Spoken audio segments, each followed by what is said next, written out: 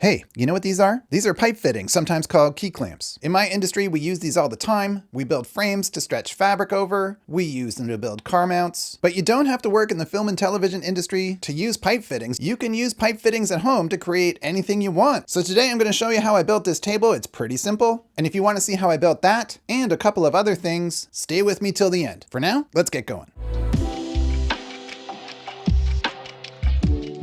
So fittings like this that use a grub screw to tighten pieces of pipe together in various configurations goes back a pretty long way. It's a system that was devised in 1934 by a guy named George H. Gascoigne. He originally designed these for the dairy industry to create milking stalls for dairy cows. If you've ever been to Niagara Falls, you probably stood behind a guardrail that was held together with key clamps. There are a number of companies the world over that make these. Here in my country, Canada, there's a company called Alvin Industrial that makes them. In the United States, particularly in Hollywood, they like to use clamps made by a company called Hollander. Over in England, of course, Key, K-E-E clamps are the most popular. I'll put some links in the description below if you want to see all the various companies that I know of, at least, that make pipe fittings. Go to any of the company's websites and you'll see a wide variety of ways that you can connect pipe. Hopefully, that sparks your imagination. The method of joining is pretty simple. There's no threads, there's nothing like that. You just slip the fitting right onto the pipe. You got to make sure to get the right size fitting, of course. And then there's a little grub screw. You just tighten that with the appropriate sized Allen key and you're good to go. While you do have to cut the pipe to the length you want, otherwise there's no special skills or qualifications required to use this. You're not going to have to bend the pipe. There's no welding. Typically companies make two kinds of clamps, a cast galvanized iron kind of clamp, which is heavier and can handle the weather a little better. That kind of clamp gets used for guardrails, scaffolding, that kind of thing. It's heavier for sure. So most companies will also make a lighter weight version of all of their clamps and they'll make them out of aluminum. Then the user decides which one they want. I've always got some pipe fittings lying around, and when I moved, I decided to put this table together. You've probably seen the top of this table because I do a lot of my videos right on top of it. The top is just a big slab of 1 3/4 thick maple. I sanded it down, gave it a little oil, and that was it.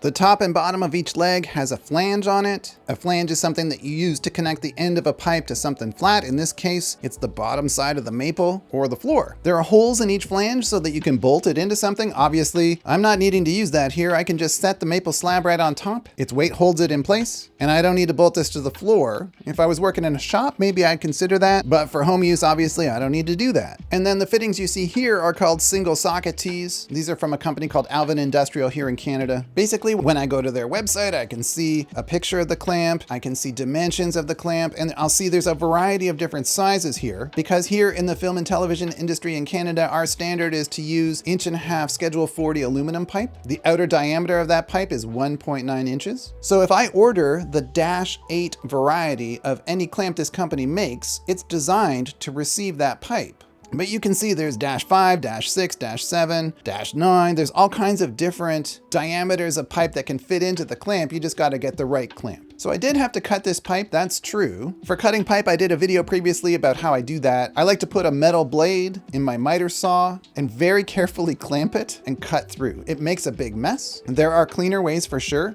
The cleanest way, if you're unconfident, if you don't know how to do it, most industrial pipe suppliers, if they'll sell you the pipe, they'll also cut it for you. Small cutting fee, but then you don't have to worry about the mess. So yeah, just 6 single socket tees is enough, and a couple of little pieces of pipe to go across the width and 1 cross support through the middle, and I was done. But this table is super solid. It also makes for a pretty interesting conversation piece. It's rare someone comes over to my house and doesn't want to know how I built this. And the great thing about it is, when you gotta move, unscrew the key clamps, bundle up the pipe and move.